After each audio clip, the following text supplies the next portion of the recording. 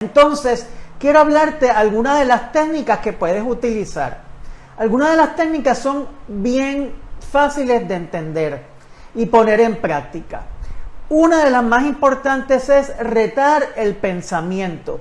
Es decir, decirte, este es mi miedo, ¿verdad?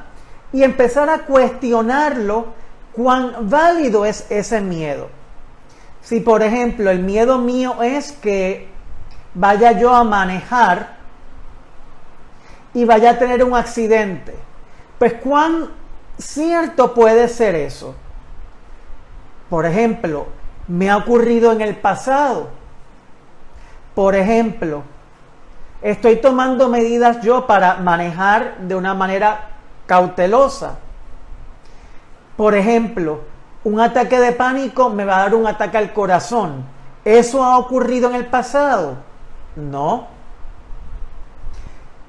Si me acerco a una persona para entablar una conversación, ¿la persona en rechazo me va a matar?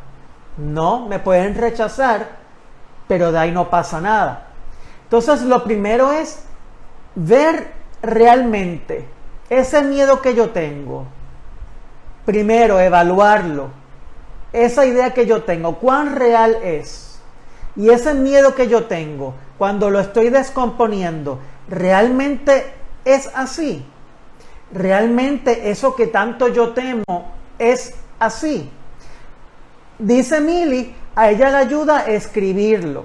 Ciertamente puedes hacer esa tarea de escribir y al escribir ir descomponiendo.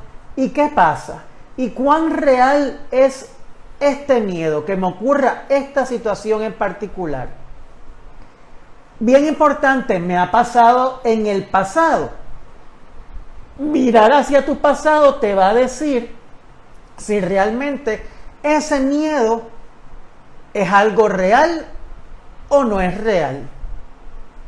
Otra técnica es tomar ese miedo que tú tienes, y esto lo estaba viendo justamente en el día de hoy, y es de una práctica que se conoce como EMDR y se utiliza mucho, y es darle una voz como si fuera de una caricatura o un muñequito, ¿verdad? Por ejemplo, puedes pensar en el Pato Donald, puedes pensar en una voz cómica y que esa voz cómica sea la que esté diciendo lo que ese pensamiento, esa voz interna te está diciendo.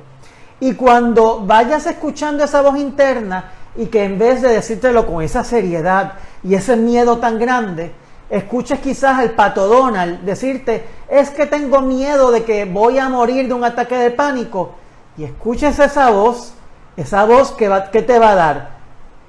¡Qué voz ridícula! Si esto es como un chiste, le quita validez a ese pensamiento que estás teniendo. Otra técnica que yo invito a usar es cuando esté esa voz, que es la voz que nos molesta tanto, que nos habla del miedo y que hace ese miedo grande. Imagínate que esa voz es otro personaje, alguien fuera de ti. Dale un nombre cómico. E imagina que cuando esa voz que te habla de ese miedo viene a ti, imagina que es otra persona y que simplemente tienes el poder de escuchar a esa persona como si fuera un puppet o un muñequito, y que tienes entonces la capacidad de callarla o callarlo.